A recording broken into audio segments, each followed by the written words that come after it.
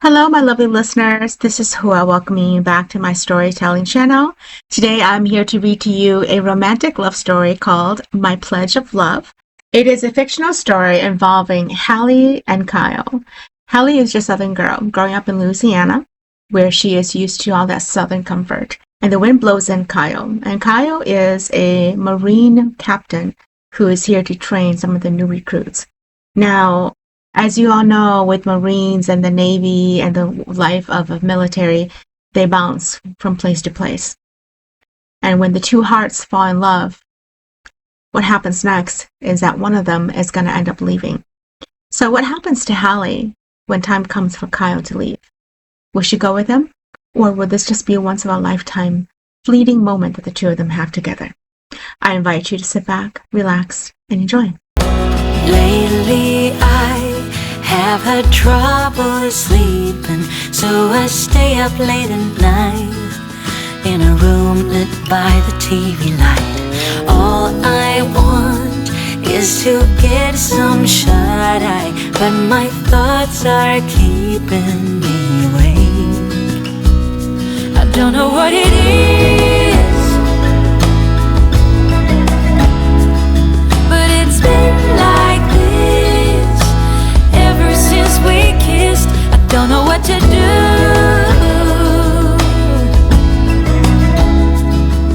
'cause I long for you. Hallie, you better get your cute little self out here. Your garden is dying, young lady. Her mother's voice rang her out of her afternoon book, and Hallie May ran out toward the garden, her chest heaving to find that indeed her tomatoes were roasted and the leaves were fried. She looked up at her mother's face and threw up her hands in disbelief. When she glanced at her mother's garden, it was healthy and growing beautifully. She pointed to it and then shook her head. "Mother, I did the same thing you did. Why are mine dying?" she asked. "Did you ever water them?" her mother asked her. "I did. I watered them daily and spoke to them with love and care," Hallie said near tears. Her heart was hurting as she reached out and touched the vine that was now browning. "Oh gosh, Mother, what did I do? Look at this poor thing." Her mother was near laughter as she pulled Hallie into her arms and patted her back. Now, don't go crying over dying vegetables. It's poor ethics, you know. We Southerners, we just inhale and let the breath out. You have to be strong, you know. Strong? How can I be strong when I've killed my own garden? My hands are tainted with pure evil, she sobbed. Giant tears were rolling down her face, and she grabbed a handful of dirt, falling to her knees, crying. And then she wiped her tears, and before her mother could stop her, their butler was calling her. "Don't go anywhere," her mother said as she left. Hallie touched the dying leaves, and inside she broke. This was not how she planned to spend her summer, watching her own garden die. Good Lord!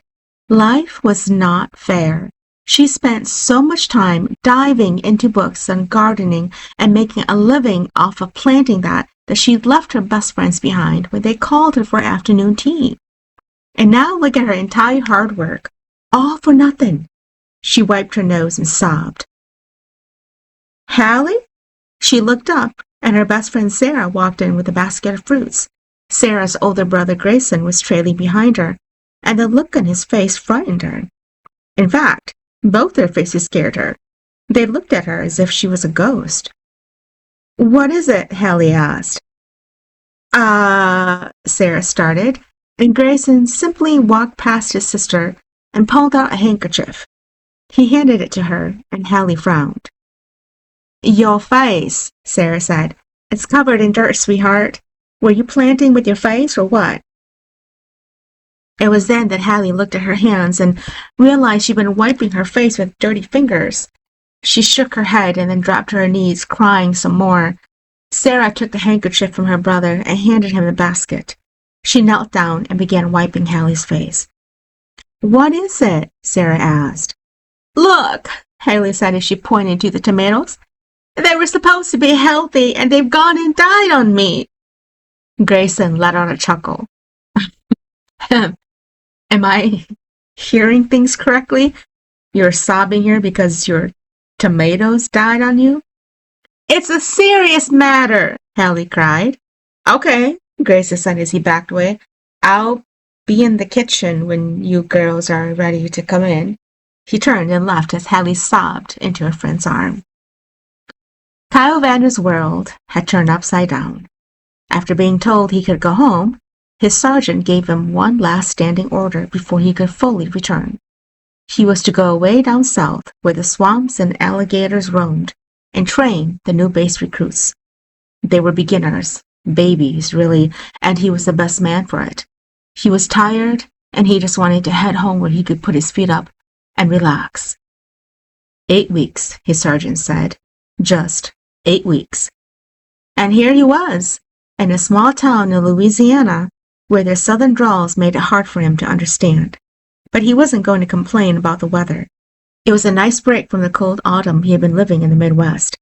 The hotel he had checked in was a nice one too, full of southern comfort, and the best part was that they served dinner to their guests. He would save money on food at least. He was used to living around the world. He'd been a Marine for the last 20 years of his life. He understood the world, and the most important part was that he chose this. Kyle grew up in foster homes, bouncing from one to the other, never really having a foundation. This was a normal routine for him, moving around. It was hard in relationships. His last one was half a year ago when the woman told him that he had no roots in place. He would make a terrible father and husband, her words. He'd been heartbroken because he'd actually loved her at one point. It took a few months for him to let her go and move forward, but here he was now, in a small southern town where the weather was kind and the people were kinder. He liked the pictures on porch and how people would randomly ask if he'd like a glass. He couldn't find that in the big city. Duty was to report to base tomorrow morning at 0800 hours. Until then, he would go jogging to release some stress. He found himself running through the quiet streets of the inner city. From that to the hotel was a few blocks, and his heart was racing inside his chest. Sweat was pouring, and he was feeling good. Up ahead, there was a gate that led to one of the bigger homes on the street. Although all of the homes were big, this one was grand. And as he jogged past, he heard a gentle laughter that tugged at his heart. It was like a song that healed his soul. He stopped running and glanced toward the home. It was large, almost like a manor with a fountain in the front, tall bushes of roses that climbed like vines across the brick home. And in the back came 2 women, one with a set of soft, wavy black locks and a low bun, and when she threw her head back and laughed, the sound made him smile. She was incredibly intoxicating to watch, and he found himself staring like a fool. The timer on his watch beeped, and he made a mental note to stop by the house to introduce himself. That's how it was done in the South, wasn't it? Come with me to pick up my brother at base. It's his first day, and I'm sure he'd be happy to see you, Sarah said. Hallie pulled on her shoes and adjusted her light blue dress before she picked up her purse. Let's go. Grayson was a first-year Marine, and word had it that they hired a tough captain from the Midwest to come get the new recruits ready. Although Hallie had fought tooth and nail against Grayson's idea of joining, she ended up supporting him because of his puppy-eye look. She knew Grayson was soft for her, but she loved him like a brother, and she couldn't control his own feelings, so she made sure she didn't give out too much of the wrong message. The base was a short 10-minute drive, and they parked the car as they saw a line of fine-dressed men in camouflage running along. They couldn't enter, so they had to wait out in the parking area. They got out and walked to the front of the car. Both were anxious to see Grayson after his first day. You think he'll be okay? He is a softy at heart at times, Hallie asked. Sarah shrugged. Honestly, I don't know. I hope he will come out okay.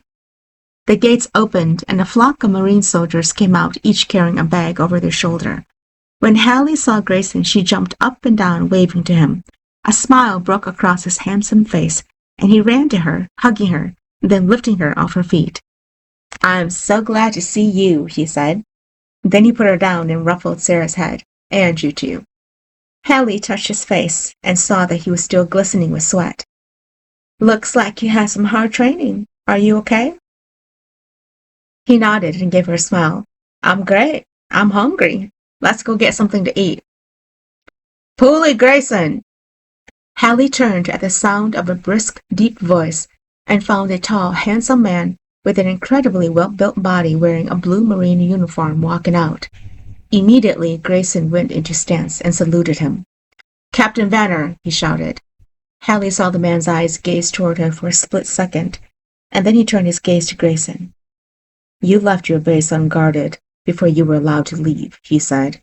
"That's 20 laps for you." "Sir," Grayson started, "now it's 50. Hallie gasped and stepped forward to argue when she tripped on her own feet and fell right into the man's arms. He caught her and lifted her back on her feet. His strong arms steadied her. She felt a wave of motion hit her, and she suddenly felt sick. Sarah reached for her, but the man instantly pulled her toward him and guarded her. "Miss?" he asked. Hallie felt her hands bracing against his strong, solid chest, and she pushed herself away, bracing herself. "Don't touch me." "You fell into my arms," he said, and for just a split second, Hallie thought she saw a smirk. She dropped her hands, and Sarah pulled her back. He turned to Grayson and asked, "Do you want to make that 100? Why are you waiting?" "Sir, yes, sir!" Grayson saluted him and took off running toward the field. Hallie then turned her gaze to the man who was still standing in front of her. He looked her up and down, his eyes making her feel intimidated. When he took a step toward her, she backed up and fell into Sarah's arms. "Don't come near me," Hallie hissed. And then she took Sarah's hand and tugged her toward the fence, where they watched Grayson finish his lap. The idea that she was with Grayson didn't sit well with Kyle. He had come out hoping to introduce himself to the woman at the grand home when he realized she was already here in the parking lot and staring up at Grayson. Who was she to him? He felt a tinge of jealousy spike in him, and he did something he had never done before. He made up a reason to come talk to Grayson so that he could determine the relationship between the two. As he stood in his office looking at the two women watching Grayson run, he felt a deep pain in his heart. It bothered him that he had no clue how to approach this subject. When Grayson finished his last lap, it was a woman who he had held in his arms just moments ago that ran to him. She pulled out a handkerchief from her purse to dab at his sweat. The other woman, however, had her hands planted on her hips, yelling at him. When Kyle looked at the other woman, he noticed a distinct similarity between them. He couldn't hear what they were discussing, and to his surprise, Grayson put his arm around the other woman and walked ahead. The one left standing was the one Kyle had been keeping an eye on. She slowly turned and looked up at where he stood, her gaze as tight and narrow as a hawk's. He watched her stare at him for what seemed like a lifetime before she slowly turned and walked away. His heart raced, and he felt a vibration inside him like never before. This was exactly what he was looking for, a woman who brought a rush on like this. Now he just needed to figure out if she was available for his approach. "Grayson, are you sure you're all right? You still look kind of pale," Hallie said. They were sitting together out by her garden watching the night sky begin to turn a deep purple. He would have to return back to base soon, and she was still fuming about what had happened earlier. "I'm all right, Hallie.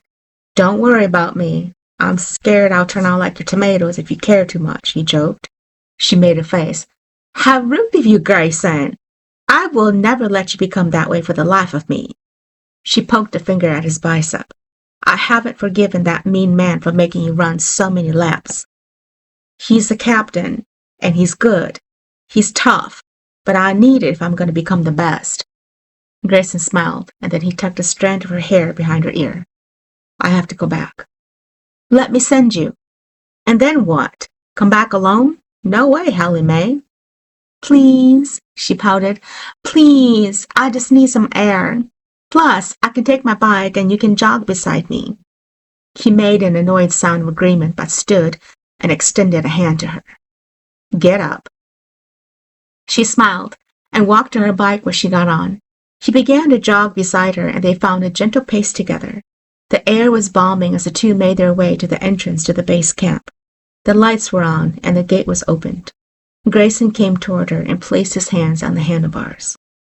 "Good night, Hallie." She smiled. "Good night, Grayson. Don't get into trouble again." He smiled and saluted her as he walked back inside.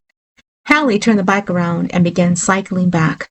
When she rounded the corner, she felt the tire pop, and she went headfirst onto the concrete. She felt her knee rip open as her hands came to soften the fall. The light from the sky was fading, but she could still make out that her tire had ran over something and had been damaged. Feeling the rush of a warm liquid over her leg, she knew she'd done enough tear on her skin. She stood slowly and reached for the bike when a pair of hands beat her to it. She looked up, gasping as she nearly fell. He reached out one hand to steady her and held her tightly in his grip. "Careful," he said. She instantly recognized his voice as the captain from earlier. She tried to shrug out of his hold, but he didn't let go. "Are you okay?" he asked. Hallie let out a soft groan. "Please let me go. You're hurting me." He softened his hold but didn't remove his hand, and then he moved even closer to her and looked her over. "What is it?" she asked. "You're bleeding." She was shocked at how he could tell, as it was beginning to get dark. How did you know?" "I could smell you from a mile away. You can't walk back like this. I'll take you home." "No," she started, and then she was lifted up into his arms. She just stared at the darkness that was beginning to creep around her. "Are you going to hold on to me?" he asked. "What?" "Hold on to me." She slowly reached up and put her hands around his neck. "That's better. I'll have your bike fixed and return to you soon." "Which way is home?" Hallie had lost her voice, and at first she pointed. She thought maybe he couldn't see, but then he began to move in the direction of home, confusion mixed in with shock with her. She kept her hands loosely together on his skin and could feel his hand on her waist and thigh. This was a strange feeling, and it was making her heart race. She'd never felt this way before, and it wasn't the first time she'd been carried this way either. Grayson had done this to her a few times, yet she'd never felt this emotion that curled around her heart. Breathing became hard to do, and she could smell a faint, musky, woody fragrance coming from him. It made her want to nuzzle her nose right into his neck. This was an odd reaction, and she didn't quite know how to handle it. "At some point, you may want to tell me where we're going, miss," he said. Hallie suddenly jerked alert and realized they'd passed her house. She made a sound and then said, We passed it. It's the one back there with the gate." He stopped and turned back toward her home. Once they were there, she thought he was going to release her, but he kept her in his arms, and the light from the house shined on him. In this vantage point, she saw how clearly handsome he was, and how magnificent of a male specimen he truly turned out to be. "You can let me down now," she said. "It's late," he said. "I should bring you to your door and explain to your parents." "It's no need," Hallie whispered. "Really, here is fine." He finally put her down, and she reached up to type in the code. The gate opened, and she turned around to look at him. He was in a white button-down shirt and jeans. Was he heading somewhere? I'm so sorry to have bothered you. I hope you didn't have somewhere you needed to be." He shook his head. "Nowhere important?" Then he extended his hand to her. "I'm Kyle Vanner." She looked at his hand and then took it. His clasp was strong as he gently pulled her toward him, and then turned her hand up to kiss her knuckles. "Thank you, Mr. Vanner. I'm Hallie May." He smiled. "Hallie May." She removed her hand from his hold and cleared her throat. Thank you kindly, sir." She gave him one final smile, and then turned around to enter her home. She pressed the button on the inside, and the gate began to close. Hallie forced herself to keep looking ahead as she knew he was still staring at her. She could feel his gaze burning a hole in her head. "Be strong. Don't look back," she thought to herself, and when she reached the door, she lost control and turned around. He stood there, smiling, and then waved at her before he turned and disappeared from the light. Hallie May, Kyle thought as he placed a brand new tire on her bicycle. Hallie May. What a beautiful name to repeat. He couldn't stop thinking about her. Everything about her was toiling inside his mind, from how she felt in his arms, how she smelled, and how she looked. He hadn't been anticipating to meet her last night, but he'd come back from a dinner meeting with the sergeant and went to stretch his legs with a walk. And who should he meet? Her. broken and bruised on the side of the road. What she was doing there was a question he needed answering. But he had been there to keep her company, and more importantly, he sent her home safely. After finishing with some final touches, he put the bike in his truck and drove the short distance to her house. During the day, the gate was opened and he drove right in. He rang the doorbell and a man dressed in a butler suit answered. "Hello, may I help you?" he asked. Smiling, Kyle replied, "Good day. I am here for Miss Hallie May." He nodded and gestured for him to come in, but Kyle politely declined. "I'll just wait here for her."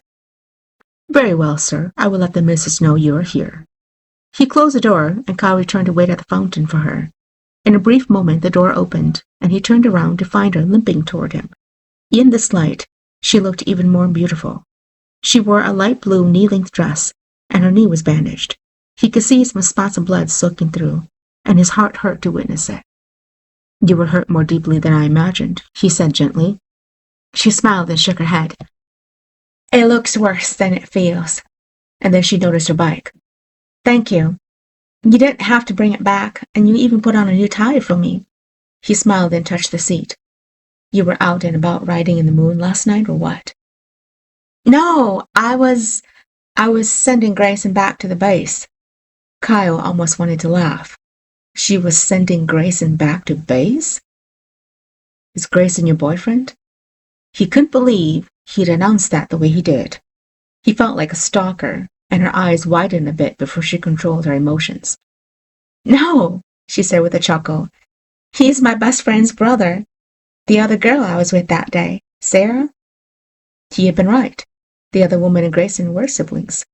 He let out a deep breath and then pulled from his pocket some salve he picked up from the store. "The lady at the store said it's the best salve for open wounds, and it will heal without a scar." Hallie smiled and took it. "Thank you, Mr. Vanner. Please call me Kyle." She thought a moment and then nodded. "Kyle, I appreciate it, everything you've done. Thank you. I owe you a favor." He smiled. She was making this easy on him. He stepped forward and gazed at her, noticing the small specks of freckles across her cheeks. "Favor? Well, how about you let me take you to dinner, and we'll call it even." Dinner?" she asked, her eyes widening. "Dinner? With you?" He laughed and reached out to tap her nose. "Of course with me. Who else?" She blushed, and he felt his knees go weak. "Oh, and then she blushed even more, and Kyle felt his heart sink. When she looked up at him, she gave him the most incredible smile he'd ever seen, and replied, "Sure, I'll go to dinner with you." Thank you for tuning in. Chapter 2 will be out shortly.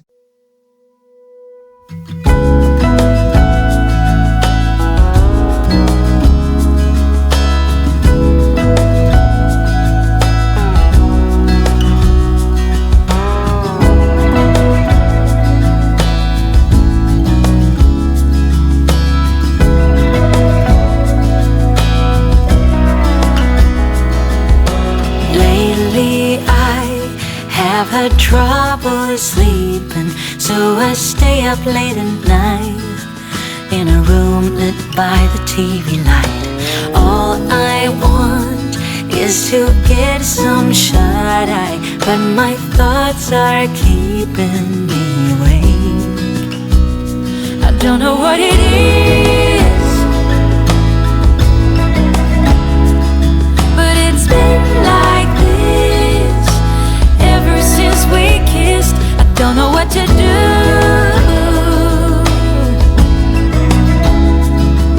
'cause I long for you every single night. It's been like this ever since we kissed.